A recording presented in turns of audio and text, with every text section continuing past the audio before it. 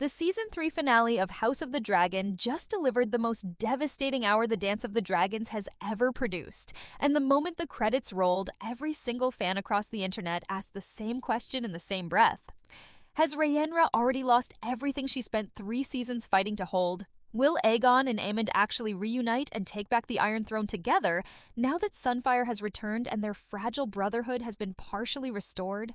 Is Helaena truly gone? And if she is, what does that death do to Alicent heading into the final chapter? And with Season 4 now officially confirmed by HBO as the last season the show will ever produce, is there any version of the ending where Rhaenyra survives the woman she has already become? Every one of those questions has an answer, and this breakdown covers all of them completely. The single most important moment in the Season 3 finale is not the Battle of Tumbleton, despite the carnage and the sheer scale of the betrayal that unfolded on that field. It is not Ulf's devastating double-cross of Team Black, as catastrophic as that betrayal proved to be for Rhaenyra's campaign.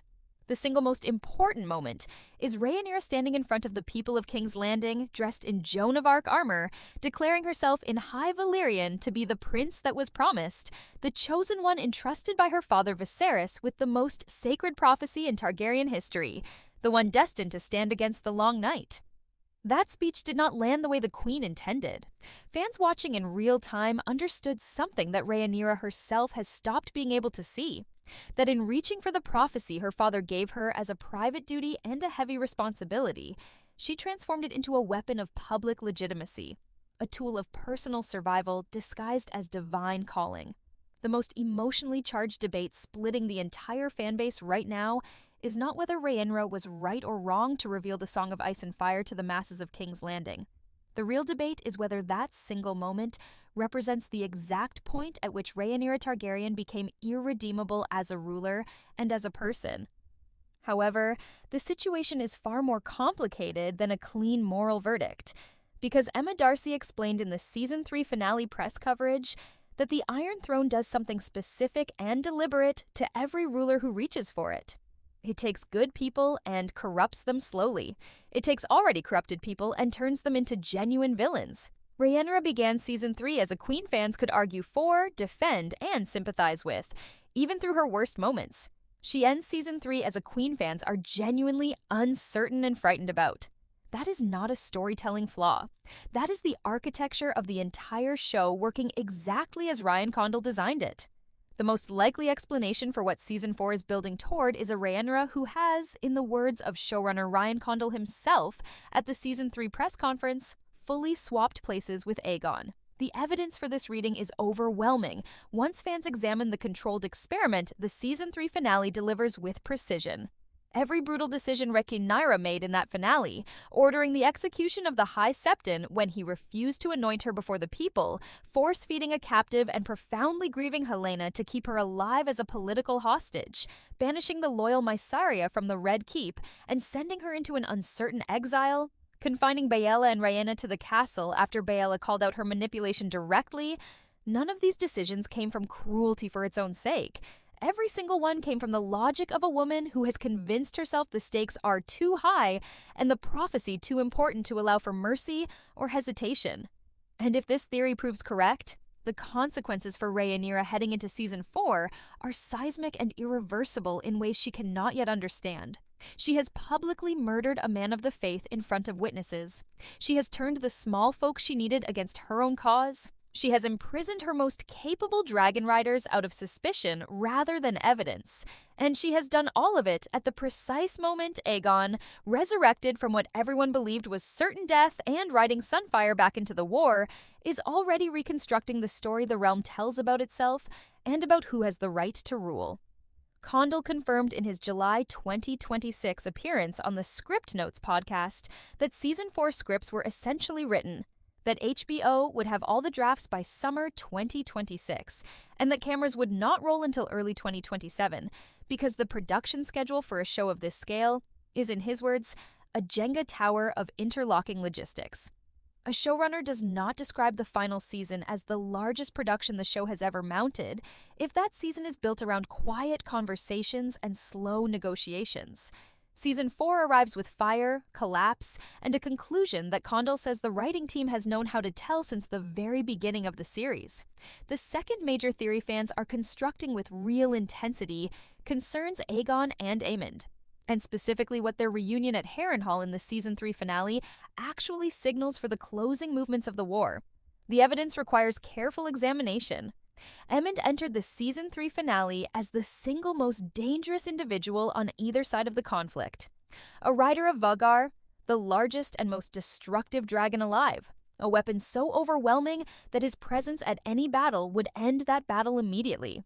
However, the Season 3 finale made a deliberate and meaningful structural choice. It withheld Vhagar from the Battle of Tumbleton entirely. Aemond was not at Tumbleton. Aemond was at Harrenhal. And when Aegon arrived there after Sunfyre's miraculous survival, the two brothers had a reunion that fans described as genuinely surprising in its emotional register. Aemond was regretful. Aegon was commanding. And the instruction Aegon gave his one-eyed brother was precise and immediate. Find Vhagar and bring her back into the fight. The most urgent and widely circulated fan theory since the finale aired is that this instruction is the direct setup for the confrontation that defines Season 4 and ends the Dance of the Dragons. The books have told fans for years what happens when Daemon on Caraxes meets Aemond on Vhagar above the God's Eye Lake, one of the legendary battles in all of Fire and Blood, a clash of two of the greatest dragons in recorded Targaryen history. With consequences, neither rider survives intact. However, the show has consistently and deliberately reframed its source material when the emotional logic of the characters demands a different answer, and the fact that Aemond emerged from the Season 3 finale with a surprisingly sympathetic emotional texture around his relationship with Aegon changes the calculation significantly.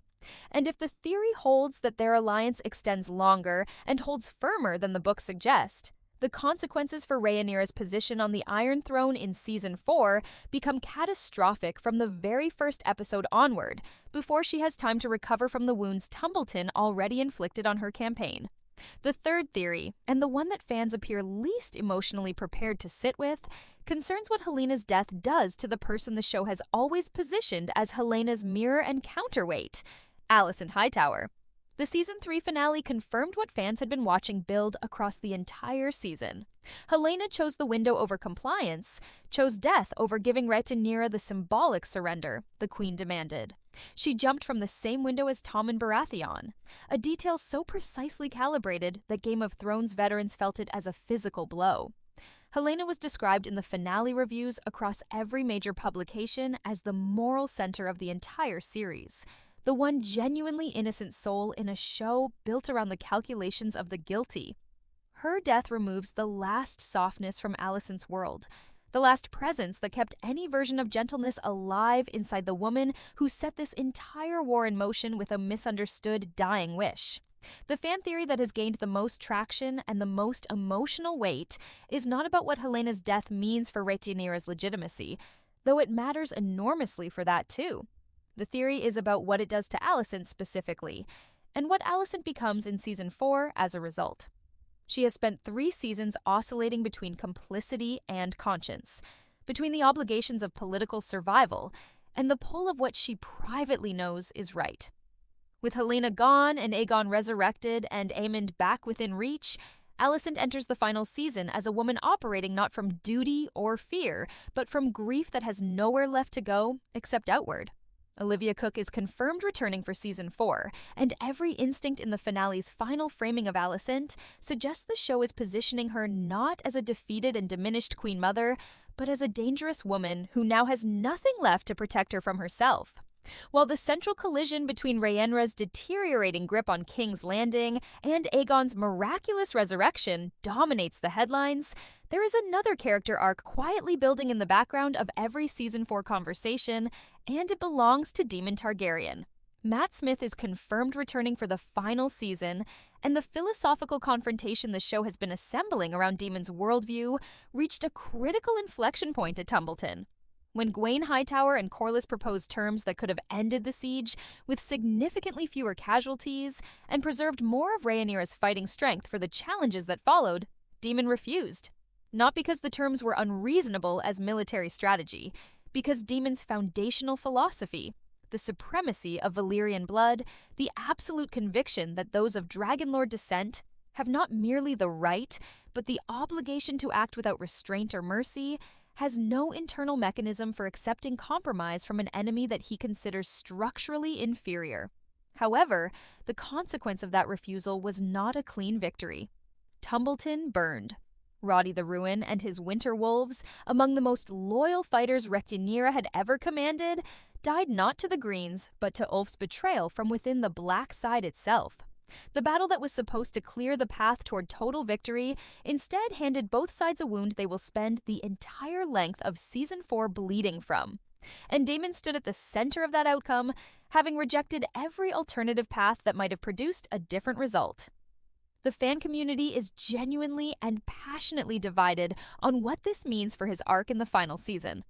The more the show has built Daemon as a man who genuinely believes his own mythology about who he is and what he is owed, the more Season 4 becomes a direct question of whether that mythology sustains him through the end or whether it destroys him at the worst possible moment for everyone around him. The fan theory that has gained the most momentum around Daemon heading into Season 4 is not about whether he physically survives the final season, though that debate is both real and unresolved. The more compelling and emotionally charged theory circulating across Reddit and fan communities is about the relationship between Daemon and Rhaenyra in the final chapter, and whether two people who have spent 3 seasons functioning as each other's most complicated and indispensable anchor can remain aligned when every external structure around them has collapsed.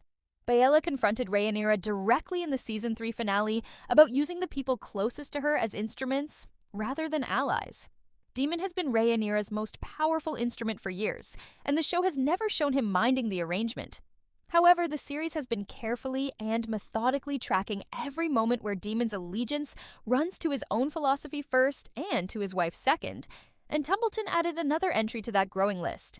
If Season 4 creates a confrontation where what Daemon believes is necessary and what Rhaenyra requires from him are fundamentally and irreconcilably incompatible, the fan community cannot reach consensus on which of those two forces breaks first. The books have an answer. The show, having demonstrated across 4 full seasons a consistent willingness to write toward the emotional truth rather than the historical record, may arrive at a different one. After everything the Season 3 finale set in motion, Rhaenyra's messianic and frightening public declaration, Aegon's return riding Sunfyre from what everyone believed was certain death, Helena's death and the irreversible transformation it triggers in Alicent, Aemond reuniting with his resurrected brother, and receiving orders to find Vhagar and bring the full weight of the Green Dragon arsenal back into the war, and the Battle of Tumbleton, leaving both armies wounded and neither side in possession of anything resembling a clean or decisive victory. The question that every single fan across every platform has been asking since those final credits rolled is the most important and the most direct question possible. When does the final season of House of the Dragon actually air? HBO answered that question clearly, officially, and without ambiguity. House of the Dragon. Season 4 will premiere in 2028. The network confirmed the renewal and the release year at the HBO and HBO Max Slate presentation hosted by CEO Casey Bloys in New York City on November 20th, 2025, months before Season 3 had even aired its first episode. The show has maintained an exact and reliable 2-year rhythm across every previous season.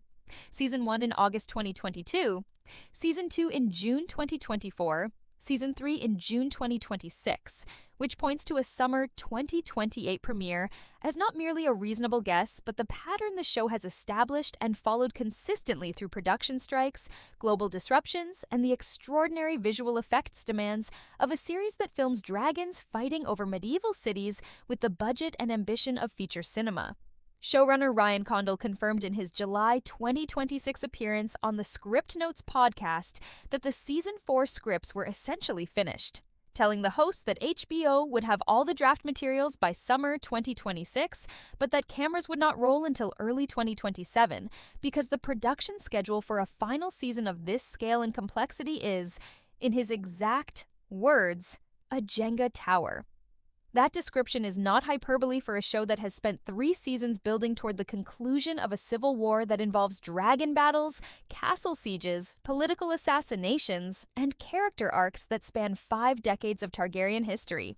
8 episodes are confirmed for the final season, the same count as every season before it. The core ensemble is expected to return in full, as long as their characters survived the devastation of Tumbleton and the King's Landing power shifts that accompanied it. HBO CEO Casey Bloys confirmed in January 2026 that Season 4 will serve as the definitive conclusion to the series. Condal said the same thing as early as 2024, telling press plainly that 4 seasons was always the number, that the story George R.R. Martin told in Fire and Blood has a natural and complete ending, and that the writing team has been working toward that ending since before Season 1 aired its first frame. The production for Season 4 will be the largest the show has ever attempted by every measure Condal has publicly described, dwarfing even Season 3's Battle of the Gullet and the Tumbleton finale in scope and ambition. Based on a production start in early 2027 and the standard post-production window for a visual effects series at this level of complexity, a June 2028 premiere date aligns perfectly with the pattern the show has established. The wait from the Season 3 finale to the Season 4 premiere is approximately 2 years. Based on everything Season 3 built and everything that the final season is being designed to resolve, that wait is going to feel every bit of its length. Now the conversation moves to the fans, and the questions Season 3 left open deserve real answers from the people who have followed this war across 3 seasons and 4 years. Has Rhaenyra Targaryen genuinely crossed the point of no return? Or is there still a version of her Season 4 arc that pulls her back from the edge before the Dance of the Dragons destroys the last thing she was ever fighting for? She began this story as a queen who believed she could rule differently, that she could hold the realm together without becoming the thing the realm's history demanded she become.